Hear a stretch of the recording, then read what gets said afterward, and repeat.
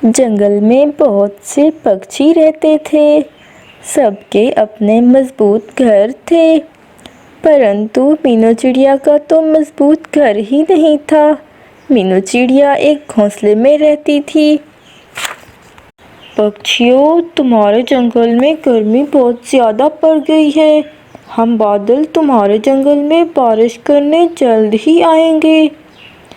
हाँ हाँ बादल भैया, आपने तो हमारा दिल खुश कर दिया। बस जल्दी से हमारे जंगल में आकर बारिश कर दें। बादल भैया, आपने ये बात कह तो दी है, अब जल्दी से आके हमारे जंगल में बारिश भी कर दीजिएगा। हाँ हाँ पक्षियों, तुम चिंता मत करो, कुछ दिन बाद बादल आके तुम्हारे जंगल में बारिश कर जाएंगे। फिर बादल भैया वहाँ से चला जाता है। सभी पक्षी बारिश का सुन के बहुत ज़्यादा खुश हो जाते हैं, परंतु मीनू चिड़िया तो बहुत ज़्यादा परेशान हो जाती है। हाय रे, जंगल में तो बारिश होने वाली है, मेरे पास तो कोई मजबूत घर भी नहीं है और मैं अपने मासूम से बच्चों को लेके कहाँ जाऊँगी। मेरे पास तो नए घर खरीदने के पैसे भी नहीं हैं। मेरे बच्चे तो बारिश में भीग जाएंगे, बीमार हो जाएंगे। मुझे कुछ ना कुछ तो करना पड़ेगा, मेरे पास थोड़ा सा समय है। फिर मीनू चिड़िया वहाँ से चली जाती है और थोड़ी देर बाद आकर बड़े बड़े केलों के पत्ते अपने घोंसले के ऊपर लगा देती है। अरे मम्मा, ये आपने क्या किया? ये बड़े बड़े केले के पत्ते हमारे घोंसले के ऊपर क्यों लगा दिए हैं? इतनी गर्मी है। हाँ मम्मा, हमारे घोंसले में हवा भी नहीं आ रही। मम्मा, मुझे बहुत ज़्यादा गर्मी लग रही है। मेरे बच्चों, बादल भैया ने बताया है कि कुछ ही समय के बाद हमारे जंगल में बारिश होने वाली है, इसलिए मैंने केलों के बड़े बड़े पत्तों से छत बना दी है घोंसले की। मम्मा, आप तो बारिश के मौसम में छाते बेचती हैं ना, तो ऐसा क्यों नहीं करती, इस केलों के पत्तों की जगह छाता लगा दो। नहीं नहीं मानो चिड़े, जब से तुम्हारे पापा का देहांत हुआ है हम लोग गरीब हो गए हैं, इसलिए हमारे पास भोजन की भी कमी है। हमारे पास भोजन भी सिर्फ आज का है, कल से मैं छाते बेचूंगी और उनसे जो पैसे आएंगे उनसे हम अपने घर का गुजारा करेंगे। मम्मा, जब पापा जिंदा थे हम सभी पक्षियों की मदद किया करते थे, हम अमीर हुआ करते थे, परंतु जब से पापा गए हैं तब से कोई पक्षी हमें पूछता भी नहीं है। मेरे बच्चों, तुम चिंता मत करो, बारिश के बाद हम बहुत पैसे कमाएंगे और एक बड़ा सा घर बनाएंगे, उधर हम सब मिलकर रहेंगे। अगले दिन बारिश हो जाती है। सभी पक्षी अपने मजबूत घरों में आराम कर रहे होते हैं। मानो चिड़े, सुनो चिड़िया, केलों के इन बड़े बड़े पत्तों की वजह से हमारे घोंसले में पानी नहीं आ रहा। बस अब मैं छाते बेचने जा रही हूँ, तुम दोनों इस घोंसले से बाहर मत आना। ये कहकर मीनू चिड़िया वहाँ से चली जाती है। छाते ले लो, छाते ले लो, छाते ले लो। ऐसे ही मीनू चिड़िया बारिश में आवाज़ लगा रही होती है। मीनू चिड़िया, तुम इतनी तेज़ बारिश में छाते क्यों बेच रही हो? तुम बीमार हो जाओगी। बुलबुल बहन, मैं क्या करूं? बच्चे घोंसले में भूखे बैठे हैं, उनको खिलाने के लिए ये तो करना पड़ेगा। अच्छा मीनू बहन, ऐसा करो, मुझे एक छाता दे दो। फिर बुलबुल बहन वहाँ से छाता लेकर चली जाती है। वहीं तेज़ बारिश की वजह से मीनू चिड़िया का घोंसला टूट फूट कर नीचे गिर जाता है। मानो चिड़ा और सोनो चिड़िया बहुत ज़्यादा ज़ख्मी हो जाते हैं। काफ़ी देर हो जाती है। मानो चिड़ा और सोनो चिड़िया तेज़ बारिश में भीग रहे होते हैं और सर्दी से कांप रहे होते हैं। तभी ये सब कुछ जग्गू पक्षी भी देख लेता है। अरे अरे, मानो चिड़े, सोनो चिड़िया, तुम दोनों यहाँ कैसे गिरे? और तुम दोनों को काफ़ी ज़्यादा चोट भी लगी है। फिर मानो चिड़ा जग्गू पक्षी को सारी बात बता देता है। जंगल के पक्षी कितने ज़्यादा जालिम हैं। जब मीनू चिड़िया अमीर थी, सभी उससे पूछते थे। आज उस पे मुश्किल वक्त आया है तो जंगल के सभी पक्षी उसकी कोई मदद नहीं करते। मैं तो 2 साल बाद अपने जंगल में वापसी आया हूँ। मुझे तो ये देखकर बहुत बुरा लग रहा है। चलो मानो चिड़े, सोनो चिड़िया, तुम दोनों मेरे साथ मेरे घर चलो। फिर जग्गू पक्षी अपनी पीठ पे बिठा के अपने घर ले जाता है। हाय रे मेरे बच्चे, मेरी वजह से ये दोनों कितने ज़्यादा ज़ख्मी हुए हैं। नहीं मीनू बहन, इसमें तुम्हारी कोई गलती नहीं है। पक्षियों को तुम्हारा ख्याल रखना चाहिए था। मीनू चिड़िया, तुम पक्षियों की कितनी ज़्यादा मदद किया करती थी और देखो अब। अच्छा मीनू चिड़िया, तुम आज मेरे साथ रहोगी। जग्गू पक्षी, मैं आपको 2 सालों बाद देख रही हूँ। आप जैसे 2 साल पहले थे, आज भी आप वैसे ही हैं। आप बिल्कुल भी नहीं बदले। नहीं मीनू चिड़िया, मैं जंगल के दूसरे पक्षियों की तरह नहीं हूँ कि बुरा वक्त आते ही बदल जाऊँ। उधर जंगल के सभी पक्षी बहुत ज़्यादा परेशान होते हैं।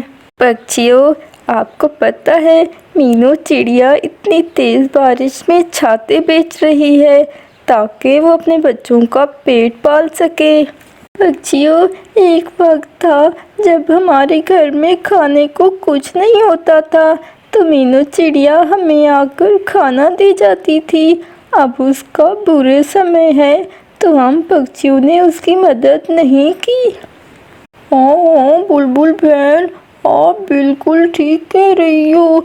मीनू चिड़िया हमारे मुश्किल वक्त में हमेशा काम आई है और हम मीनू चिड़िया के मुश्किल वक्त में काम नहीं आ सके। पक्षियों, मुझे तो लगता है मीनू चिड़िया हमसे नाराज़ होगी।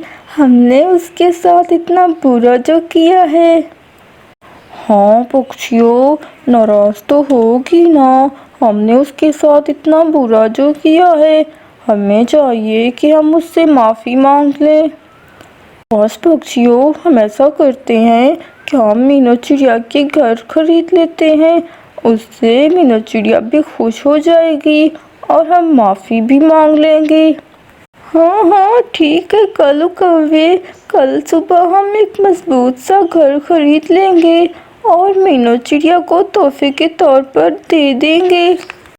अगली सुबह हो जाती है। सभी पक्षी पैसे मिलाकर मीनू चिड़िया के लिए एक नया घर खरीद लेते हैं।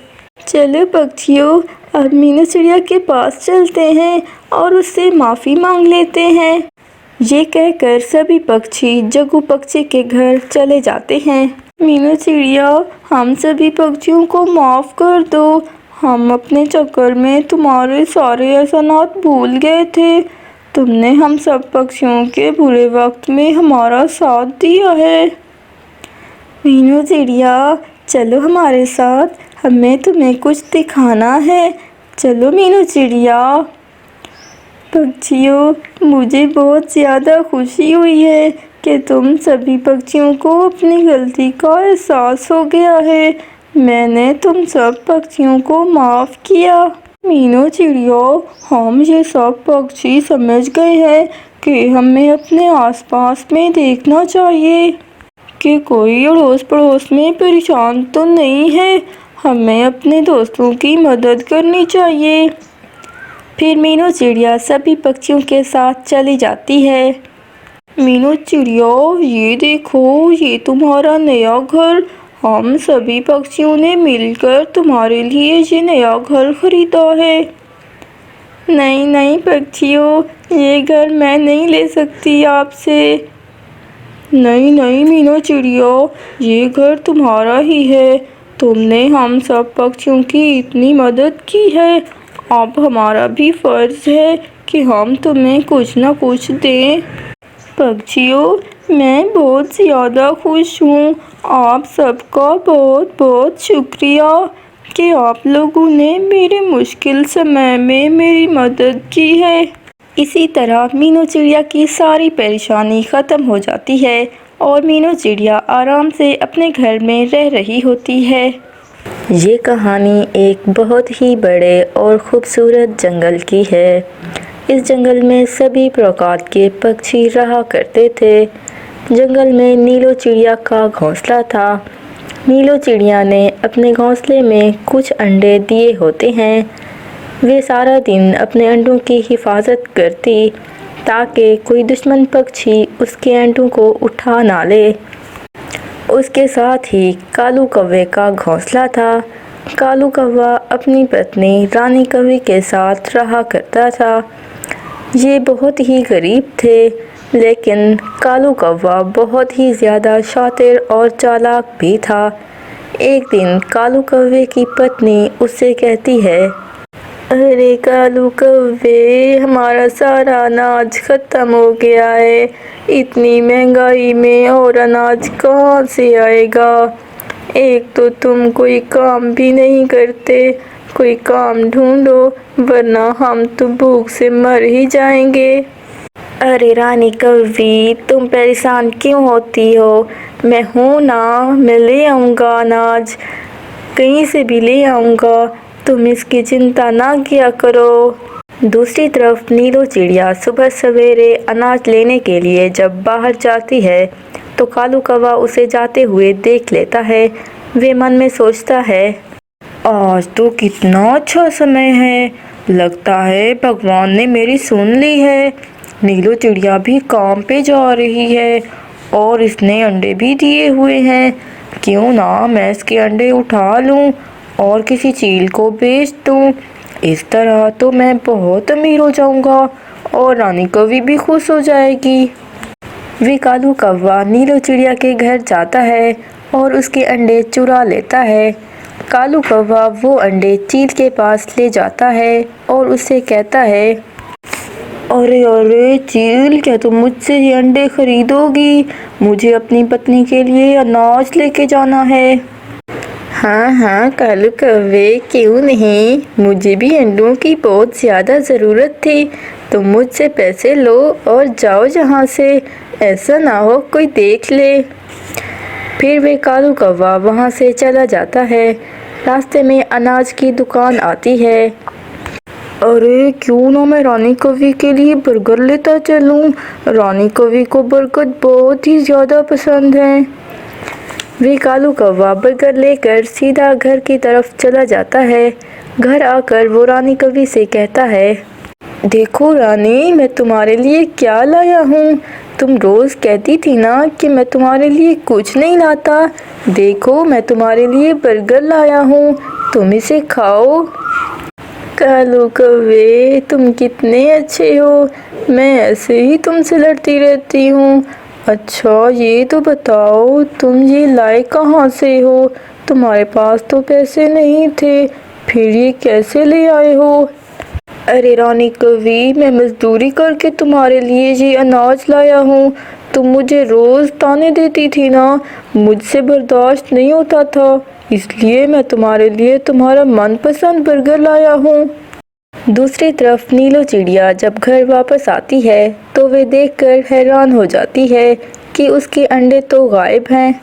वो परेशान होकर रोने लगती है, हाय रे, मेरे अंडे कहाँ गए? सुबह तो यहीं छोड़ के गई थी, कौन मेरे अंडे चुरा सकता है?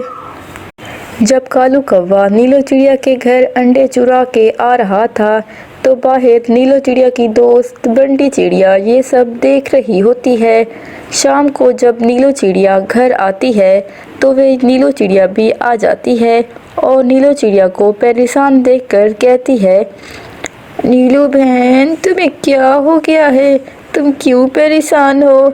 क्या तुम अपने अंडों की वजह से परेशान हो? हाँ बंटी बहन, मेरे अंडे कोई चुरा के ले गया। मैंने तो कभी किसी के साथ बुरा नहीं किया, फिर कौन मेरे साथ ऐसा कर सकता है? नीलू बहन, सुबह जब तुम काम पर गई थी तो तुम्हारे जाने के बाद कालू कौवा आया था। तुम्हें घर में ना देखकर उसने तुम्हारे अंडे चुरा लिए और बाजू चील को बेच दिए। सत्यानाश तेरा कालू कौवे, तुमने फिर वही काम किया। तुम तो बस चोरियां ही करते रहना, तुमसे काम तो होता नहीं। मैं देखती हूँ तुझे। फिर वे दोनों कालू कौवे के घर जाती हैं और उसकी पत्नी को सारी बात बता देती हैं। कालू कौवे की पत्नी रानी कौवी ये सुनकर बहुत शर्मिंदा होती है, क्योंकि वो कालू कौवे की तरह बिल्कुल नहीं होती। वो बहुत मासूम कौवी थी और कालू कौवे ने उससे शादी भी उससे झूठ बोलकर की थी। उसी समय कालू कौवा भी घर आ जाता है और ये सब देखकर हैरान रह जाता है। कालू कौवे, ये तुमने क्या किया? कालू कौवे, ये तुमने क्या किया?